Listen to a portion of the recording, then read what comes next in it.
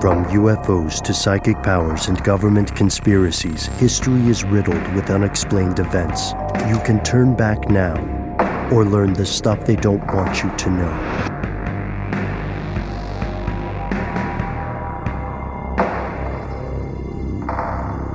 Willkommen, my name is Matt. Und ich bin Noel. They call me Ben, you are you, and that makes this stuff they don't want you to know. This is a very special episode. Dan, you really whiffed on our whole German theme we had going on there. Okay, I'll do At least do a bad Kennedy German accent. Und sie call me wollen. That's pretty good. That wasn't great. I don't know the Kennedy German thing that you're talking he says, about. Ich bin ein Berliner. Ich bin ein Berliner. The old myth, you heard that story, right? I don't know. Well, Mr. President, the story is that when you were in Berlin, you gave a speech where you meant to say, I too am a resident of Berlin, but what you did instead was, I too am a specific type of donut. That's awesome. Yeah, I can't remember if that's true or if that's just a myth.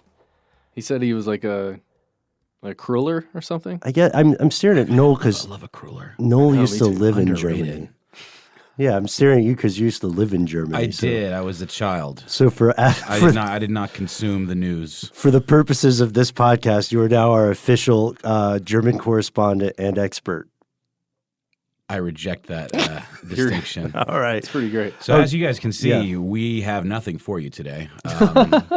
We have nothing ordinary for you. I see. There we go. Silver lining. Is that good? It's very good. Because this is this is a big week for us through some accident or fate, some metaphysical clockwork of the heavens and the firmament.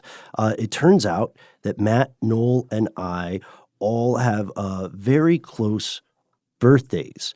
And as a matter of fact, while we are in the studio here, along with, of course, our super producer, Alex Williams, it is Noel Brown's birthday as we record this. Happy birthday, Noel. I'm 43. Happy New Year, man. Birthdays are super important. It's the only New Year a person gets. I don't think you're 43. This is what I tell people so that they can tell me how good I look. I was gonna say, man. That's a great But strategy. at 34, it's like you look like trash. Yeah. And No, I'm pretty happy with 34. It's been a good day. You're great. Yeah. Went and had some hangs with friends last night. You were there. Yeah. And you were there. Yeah. And you were there. Alex was there. Actually, you weren't there, man. No, I was not there. You were getting in on a flight. Yeah, because I was celebrating my birthday in a way. Yeah. See? We all celebrate in our own ways. And Matt, you had a birthday make your own just kind of a few music. days ago. Yeah. I celebrated mine with some Red Label. I just won't go too much into detail. If you know what that is, that's what it is. And yeah, it was delicious. It's very That's very cryptic. very mysterious. It was scotch. Is it like a Johnny Walker thing? Yeah, I didn't want to say I'm drinking a bunch of scotch. You are a man. Yeah. But grown that's man. totally what I did. Not a gender thing. I just meant you're of age. You Correct. have agency. You are in fact 46. Yep, 46 and a half. God, you look great. What is your secret? Well, the secret's mostly Sangre de the Youngs. Oh, youngins. good. Okay. That's what we had thought it would be. Plus, he has a touch of the Benjamin Button. Yeah, a touch of the button. Yeah. and so we all have our birthdays going on, and in the past during let's say momentous occasions like Halloween or something, we would get together and typically under the direction of our parent company, Illumination Global Unlimited, we would present some sort of story or a tale or a listener mail that you may have sent in. And for this episode, we decided to make a little story of our own. Look, everybody, Ben's selling it short a little bit. This is a fantastic story that Ben specifically wrote to celebrate his birthday and our birthdays. He surprised us with it. Yeah, and we had no idea it was Had coming. a table read. It was very professional. It was a beautiful thing that came You together. guys are too kind. It was great. And, I won't say when your birthday is, Ben, but it's very close to a time I can that feel you're it. listening to right now. Now everybody's going to assume it's related to the eclipse. It's not. But yes, we put this together, and luckily, Matt, Noel, obviously, you guys are two of my closest friends, and I still don't know how you put up with this with this last second stuff that I end up pulling sometimes. Well, it's mostly on Alex. It is a lot on Alex. I mean, his face is shaking. We're getting some resentful nods. He's like, "Oh, you want me to do some more sound design? Yeah, no problem." Right. So we have this story for you, and we hope you enjoy it. I think we should also point out that we have other stuff we can create if you guys enjoy fictional stories. We're not going to do it all the time. It's a special occasion. You know what I mean? Like, and we also have a ton of fantastically talented other people, coworkers that we work with that are featured in this. Yeah, I don't know if anyone's noticed, but the Stuff They Don't Want You to Know team has sort of grown a little bit. Well, actually, the whole How Stuff Works team, but we're lucky enough to be able to tap two of these folks, and Alex and Tristan, and they've been helping us out a lot. And you probably hear us dropping their names from time to time. So you're definitely going to hear super producer Alex in this story. And apparently Tristan tells Ben he loves him. I think we cut that part. Yeah. I'm still going to say it. You'll also hear some other collaborators of ours, right? Longtime listeners will recognize Lauren Vogelbaum and Annie Reese of Foodstuff fame. You'll probably be able to tell who's who. Yeah. Oh boy, we've already said too much. So let's cut past the cheesecake and let's cut the cheese. Cut the cheese? Is that what it is? That's gross. I think that's the most awful, like a euphemism for a fart, because it makes cheese seem gross. Yeah, it's really I like cheese. unfair to cheese. It really is. Well, I don't know about you guys, but I'm getting a little hungry. Is anybody interested in, I don't know, hitting up a fast food joint or something?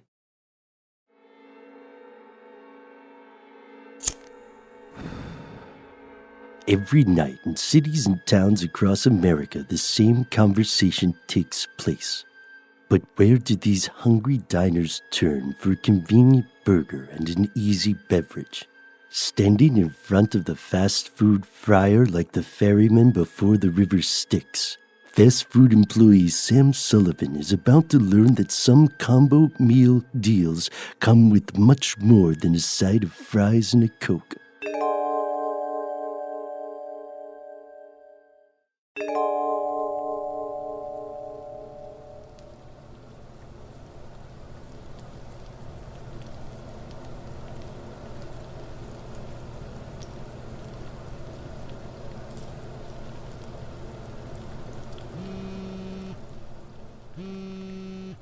Hello?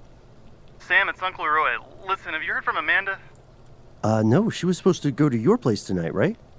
It's just that I haven't heard from her yet, and it's getting late. I texted and called, but there was no response. Hey, no phones at work, Sam. Come on, keep it moving. Do the work. Look, I'm sure she's fine, okay? Maybe she went to a movie or a holiday party or something. I hope so. It's just with all the stuff in the news lately, you never know what could... She's fine. Look, I have to get going. Could you just send me a text when she gets there? Okay, will do. Thanks, Uncle Roy. Back to work then. Welcome to Beasel's Burgers. How may I help you? Samuel Sullivan. Just the man I was looking for. Good evening, sir. Good evening. Hello? Can I help you with your order? Yes, let's see. I'll have a blackened goat's heart. I'm sorry? Oh, I meant I'll have an apple cobbler, yes. If that's all, sir, your total is $1.10. Yeah, please drive around to the second window. Okay, Sir, are you all right? What? Oh, the chains. Pay no mind. Samuel, I have something very important to tell you. How do you know my name? No time. Listen, and listen closely. Years ago, you made a promise and a bargain, and now this promise comes due. Tonight, you will be visited by 3 spirits. Not all wish you well, but you must answer each question, each request. And you must remember, ultimately, how you answer is up to you. The choices will always and only be your own. Okay. Yeah, sure, pal, but spirits or no spirits, the apple cobbler here is still $1.10. This should suffice. Remember, Samuel, the choices are your own.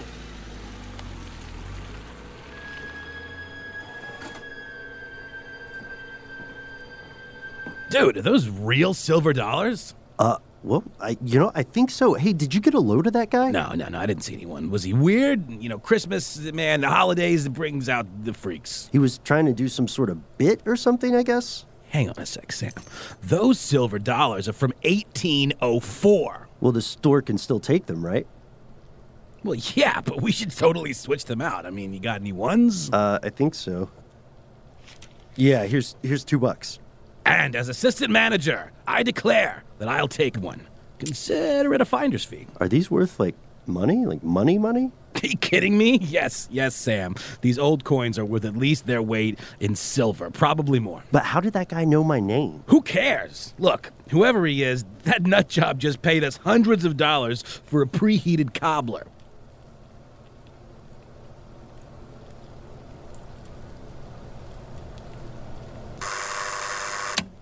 Welcome to Beasel's Burgers. Would you care to try our spit-roasted Bub's Glutton Grill? Oh, that does sound nice. Delectable, in fact. Yes, I do care to try one, Sam. Oh, and a number 3 as well, with fries. And to drink? Do you have any blood, or tears, or warm pig's milk? No, sir, I'm afraid we do not. Well, I'll have an orange Fanta then. Okay, that'll be $8.49. Please drive around to the second wind. Sam Sullivan, it's so wonderful to see you again. I'm sorry, have we met? Oh, yes. But it was a long time ago. I think that's the phrase you'd use. Back before your parents were born, or their parents. Back when everything was dark. I don't know if you remember now, but it usually comes back to everyone in time. Sure. Okay, fine. Whatever. Here we go. 1 orange Fanta, 1 Bub's Glutton Grill, and a number 3 with fries. Perfect. Oh, one more thing. Yes? Could you spit in it? What? Could you spit in the bag? As a favor? I'm not sure that's a good idea, sir. Oh, I'm not sure that's a good idea, so I'm not sure. Spit in the bag. Okay, Jesus, all right. That'll still be $8.49. Here, keep the change. How about I give you something else, Sam? As a tip. Your daughter isn't at the movies. She isn't at a holiday party. Are you a friend of Amanda's? I'm a friend of everyone's, at the end. It's just another beginning. What? Perfect. My, what a time we're having. Remember, Sam, that's the thing about kids. They're never where you think!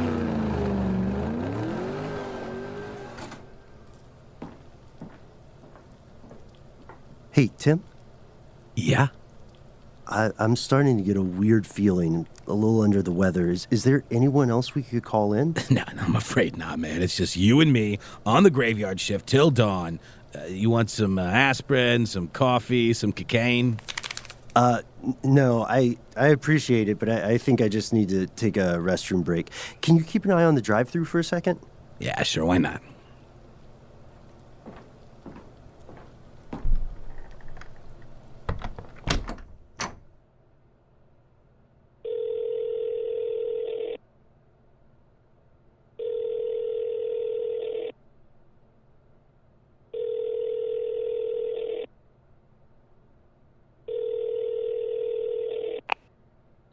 Hi, you've reached Amanda. I'm not able to get to the phone right now, so yeah. Leave me a message. Okay, bye. Hi, Mandy, it's Dad. I'm just calling to check in. Uncle Roy said he hasn't heard from you. Could you send us a text when you get this? All right, bye. Love you.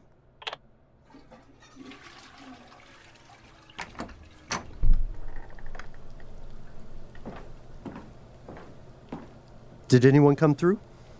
Nope. I guess the fans are all waiting for you, buddy. Whatever.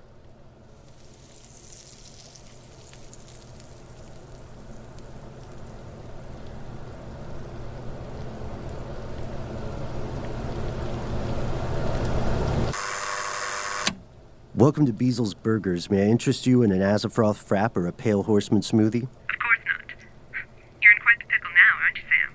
You took the silver, you made a pact with Azazel, you never bothered to ask. Look, lady, I don't know who you people are, what the hell you think is so funny, but I am going to call the cops on you tonight. The cops? Sam, I don't think you understand what's happening here. I'll just come around.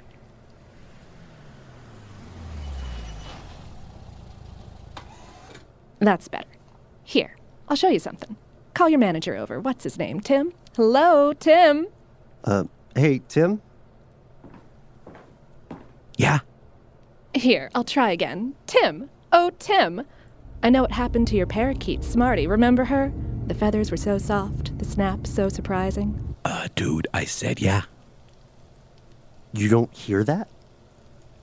No one can hear us, Sam. Not unless they're already touched by the dark. Unless you mean the fryer or the AC, then no. No, Sam, I did not hear that. What is up? Come check this out. At the window. I'm telling you, Sam, it doesn't matter. Watch. I'm waving. See me waving? A very human thing to do, like remembering to blink. What am I supposed to be looking at, Sam? Could you close the window? Could you close the window? Please, don't let all the heat out. Are you seriously telling me you're in on this? You know what? That is pretty dumb, even for you, man. You tell him, Sam. Look, man, maybe you really are into the weather or something. I know working on the holidays, it sucks, but it's time and a half, and I got no one else to fill in here. So just could you try and take it easy for me? Please! You're giving me a heart attack here. It's been a ghost town all night.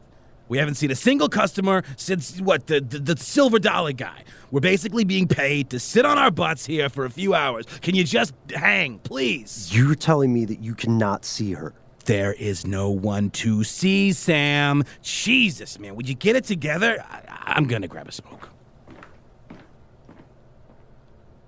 Now, you can't trust the others, but you can trust me.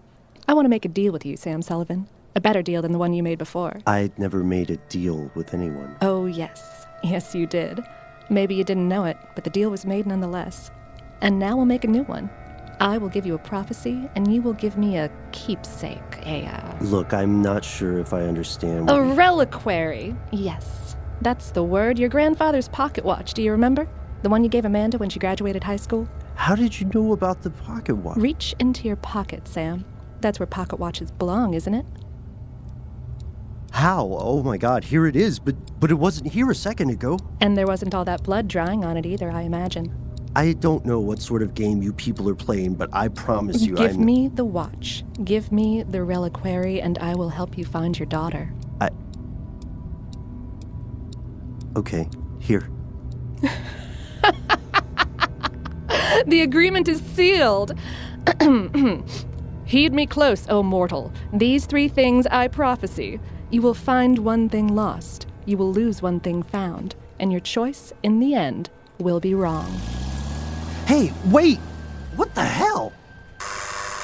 God damn it. Welcome to Beasel's Burgers. How may I help you? Dad? Mandy, where have you been? Your Uncle Roy and I have been calling you all night. I'm not sure where I am, Dad. I'm just sort of floating. They said I can come and ask you for something. Yeah, just drive around and meet me at the window, but... Dad, I can't drive around. I wrecked the car. I'm sorry, it was a sharp turn and I wasn't drunk or anything, but I was probably driving too fast and skidded down into the lake. I think maybe Vanessa got out, but I'm not sure. Amanda, hon, are you okay? Dad, I only have a little time. I wanted to ask you for a memory. Do you remember when Mom was alive? Back when the chemo took over and we sat by the bedside night and day, waiting, listening. Remember all those things you thought but never told anyone? How death has a sound and a smell and an eye. Do you remember how at Grady Hospital you used to take me on field trips through the cafeteria and to Georgia State and that pizza place to keep me from seeing Mom right after the latest treatment? Remember how we would both fake sleep sometimes, just watching her, watching each shallow breath, wondering if her chest would rise again or if that inhalation, the one we just saw would be her last. This isn't real. That's what you said too, that part I remember. But the memory I want from you, where is it? There. 3 a.m. at Mom's bedside in Grady. You're praying. You're praying and you say, Dear God, or gods, or hell, or whoever's bothering to listen, keep them safe, please. Please at least keep Mandy safe. I'll do anything. and there you were, alone. You thought, in a room with flickering low-light fluorescent bulbs that wash everything in a sick green hue, watching Mom die. But you weren't alone. No one ever really is. There are ears and eyes and hands all around us in the dark. But you reached out, Dad. And so did they. Mandy, You can do it, Dad. You can save me, but you have to make a choice. a choice? What? That's how these things work. They'll be back soon. I miss you already. It's cold here. No, wait, Goodbye, Dad. Mandy, Amanda. Well, my friend, here we find ourselves again. Wheels within wheels. I trust you've enjoyed your new acquaintances. Listen here, you son of a bitch. You can't leave, Samuel. If you try to open the doors, you'll find them stuck fast. Should you crawl through the window, you'll find you cannot fit. Listen. Listen close. And listen well. Your daughter is in the hospital as we speak. 3 floors down, in fact, from the same room where your wife passed into our arms. Where you and I first met. And I am, as they say, a creature of my word. Why can't I move? A small precaution, only to make sure I have your full attention. Where were we? Yes, Amanda Sullivan. Currently comatose, brain dead and doomed. How many missed calls from Roy, I wonder? Will it haunt you years from now? The calls you missed while you were speaking with a ghost? That's what your daughter is now. But we can bring her back, Samuel. As we agreed, all you have to do is choose. Oh God, the phone. Choose what? Choose who will take her place, of course. Nature, after all, abhors a vacuum. Here, I'll make it easy for you.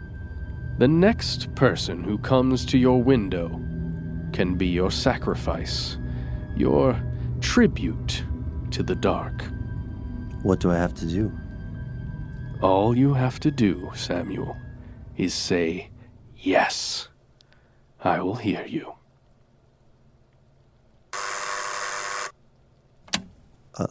Welcome to Beasel's Burgers. How may I help you?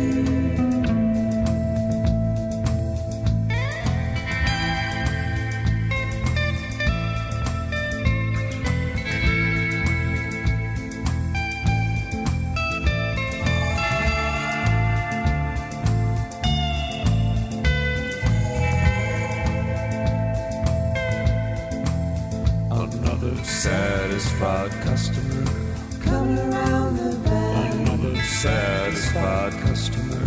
When will it end? When will it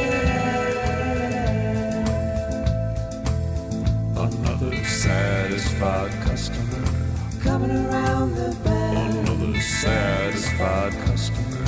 When will it end? When will it end?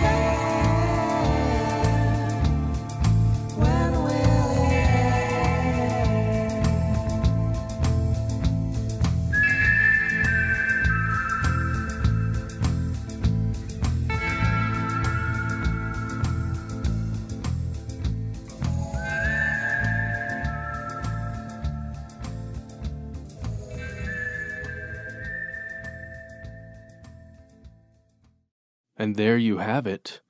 A story of morals, I would say. Well, what do you think Samuel learned, Noel? Don't spit in a bag. That's what I learned. That's what I learned. That was one of my favorite parts, actually. I think it's a great part, but don't spit in a bag if a creeper runs up on you and You is just like, do it when no one's looking. Like, if someone asked me to do it, I would probably do it. When do you? Yeah. When are you going to get that opportunity again? Yeah, you got to live. But he was so forceful, like spit in the bag. He obviously wanted something, right? Something maybe even more than spit. And we just talked about DNA, right? Oh, that's true. That is Matt. true. That's a good point. A good point that you make. Come on. Well, you know, I don't know if he learns anything. We don't know what he decides to do. That's true. So I guess the question for the listeners is, what would you decide to do if you were somehow in that situation? Well, to save your daughter, I mean, I think unfortunately I know what I would do. Mm-hmm. I think you'd spit in the bag, wouldn't you? I'd definitely spit in the bag, and I would say, "Welcome to Beasel's Burgers." Pull on through to the second window and, see what happens. Although it would probably end up being, apparent. There's there's always a twist on one of these things. Paw. Yeah, exactly. Very O. Henry. Mm-hmm. I think this may be one of the first times you played a villain. Yeah, I was feeling it. I was enjoying myself. Although, my favorite part is when Alex was on this very mic and actually was on our show. I think that made me really happy. Yeah. And we doing a bang-up job, no less. Yeah. Yeah, no less. And most importantly, we hope that you enjoyed this show at least a fraction as much as we enjoyed making it. And I want to say, Noel, no offense to anyone, but I really liked your assistant manager. Yeah, dude. I really tried to embody the role, really live out my cantankerous, curmudgeonly old man kind of like dream. It's just such a perfect jerk line for someone to be annoyed by having said yeah twice. Yeah. I said yeah. Come on. But it was the were they gold coins or silver coins? They're silver dollars from 1804 are actually worth quite a bit of money. These silver dollars are from 1804. And of course, this sort of stuff would not happen without the most important part of the show, which is you, not general you, specifically you listening to this now. And me? Yes, also specifically you, which reminds us it's time for Shout Out Corner. Our first message comes from Luke, who says, I live near the beautiful Ocala, Florida, which for years has been a prime spot for rainbow gatherings. Oh boy, you guys. Oh, here we go. All right. He's saying every February, people come from all over the U.S. to meet there in the National Forest. On Valentine's Day, the annual rainbow gathering is in full swing to welcome people home, to pray, chant, and send positive vibes towards the mutual goal of world peace. Now that is a great goal, I think. Yeah. I mean, always. Says, you're correct in assuming there's no background checks to join up on the crew, and there are many runaway street kids and people with warrants hanging out among the ranks.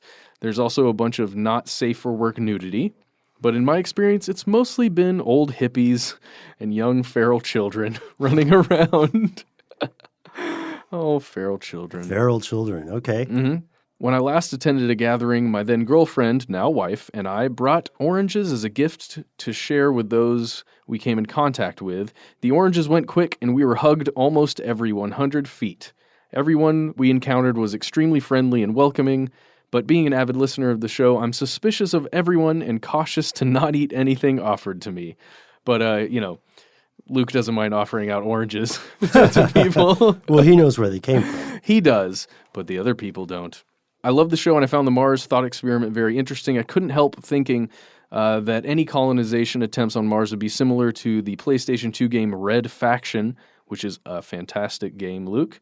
And inevitably, there would be no equal treatment, just the ruling class and the working class on the planet who would find out they are seen as expendable stepping stones for the rich. Keep up the great work, Luke. Have you guys ever heard of Red Faction? I played Red Faction back in the day, yeah. Cool. So cool. It's like a sandboxy kind of game, right? Yes, exactly. And it's based on destruction of buildings. But the whole idea of the plot is that on Mars, you've basically got miners and scrappers, and then the wealthy people that control the mines and the scrappings. Well, for our next shout out, I have one from Kenf. Maybe it's Ken F. There's no space, so I'm going to call him Kenf. I like it. Let's see how he signed it. No, it's Ken. Man. What a letdown. Apollo 11 and Yugoslavian engineers is the subject. Guys, I just watched Houston, We Have a Problem and never knew there was a conspiracy theory regarding the Apollo program and Yugoslavia. The comment that a debt was owed to the U.S. with repayment being tied to the infamous Yugo automobile was the icing on the cake. Have you done or could you investigate this odd claim in your typical deep dive fashion? The movie seemed complete. However, I suspect there is more to the story. Great show. Thanks for years of interesting discussions. Ken, that's cool. Mm-hmm. Yeah, the Yugo in and of itself is a neat story, right, Ben? For sure. Yeah, the Yugo, the vehicle. Yeah. We have a. If you're interested in was learning, that the one that exploded when you hit it or something like that? Like it was because of the location of the engine or something. Location of the gas tank. Yeah, maybe so. There may be a couple of those. Yeah, so you can learn more about the difficulties with some of the cars produced under the communist era if you go to Car Stuff and check out I think Cars Behind the Iron Curtain. Yeah, Iron Curtain like cars. Yeah, Iron Curtain cars. And they have some pretty interesting stuff there, but I will say not every car they put out during that era was bad. Well, I want to know what the connection is to Apollo 11. So we got to check out this movie, and maybe we can. I don't know. Maybe we can doing these interviews lately. We can get the filmmaker. That'd be pretty cool. We shall do our darndest. Yeah, thank you for that recommendation, and also let us know what you guys think of the interviews. If they seem to be your cup of tea, it seems like people are enjoying them for the most part. We're trying to spread it out to where you have kind of a traditional episode that we do, the three of us in the studio, and then bring somebody else in every once in a while. It's fun for us. Mm-hmm. We hope it's fun for you. Because we learn a ton. Like, really, we learn so much when we have somebody else in here. And we got a couple of real cool ones coming up in the near future that are already in the can. Yeah. We've been doing our homework. We have been honors students, you know. Yeah. We've been working on it. So we have one more shout out for today, and it is from Michael Z. Michael says, "Hi, just looking up stuff on Instagram and can't remember if you guys have done a podcast on The Man from Taured. If not, I think it would make a good show. Short and sweet and to the point, Michael Z. This is a very interesting tale. Have you guys heard of The Man from Taured? Yes, we did an episode, a video episode on it, or at least part of a video episode on it. So the legend is there's this guy who lands in Japan. I think, Michael, you maybe perhaps you were inspired by our Utsuro Bune episode, but there's a guy who lands in a Japanese airport. He has a passport that no one recognizes. He claims he's from a country called Taured, and all of his, according to the story, all of his stuff looks real. Mm-hmm. And the people who encountered him began to think that perhaps he was from a parallel dimension or a universe just slightly tilted to the left of our own. But there is no confirmed primary source of this. There's no – it's kind of like Berenstein Bears, you know, or Berenstain. But it is interesting. Michael, I'm going to dig in and see if I can just send you the link to our video, maybe the one about mysterious disappearances. So I will send that to you, and thanks for asking about it. I wonder if we could do an audio podcast about mysterious disappearances. It just gets very dark, you know, like Elisa Lam. That bothered me. Yeah, but more so than I think almost any we've done, just because it was so fresh, kind of, and like the evidence that's out there, like that video is just very chilling, kind of. Sure, yeah, absolutely. Yeah, that was an interesting one. But then I guess we did the national parks disappearance one, which is dark as well. Mm-hmm. But yeah, I think anytime you're talking about people just vanishing into thin air, it's always a little bit disturbing. And send us your examples or things that you think your fellow listeners would like to hear in the future. This concludes our But not our show, never fear. Matt, Noel, and I will return next week with something completely different. Maybe an interview, maybe an episode where we dive deep on one of your suggestions. There's only one way to find out. Well, there are like probably several ways. I'm sure you could ask someone you know who also listens to the show. But the easiest way to find out will be to tune in wherever you get your podcast. In the meantime, you can find every audio or video episode we've ever done on our website, Deep Breath, stufftheydon'twantyoutoKnow.com. It's not that long, really. It feels long. Y'all can also hit me up on my beeper at 222-2229. Area code 222. So find us, write to us. We are Conspiracy at howstuffworks.com.